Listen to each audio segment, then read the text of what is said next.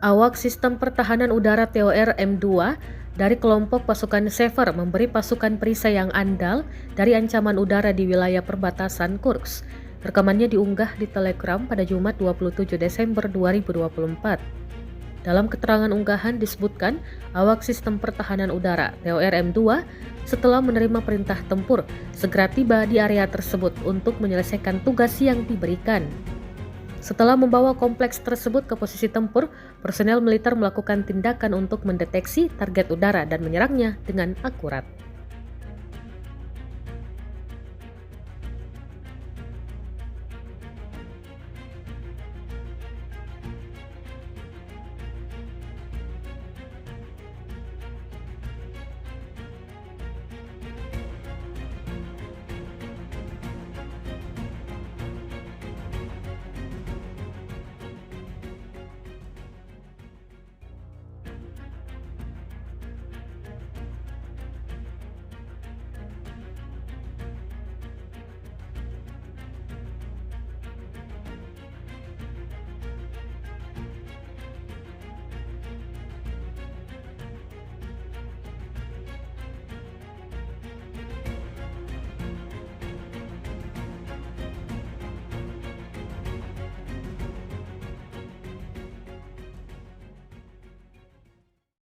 Download Tribun X sekarang, menghadirkan lokal menjadi Indonesia.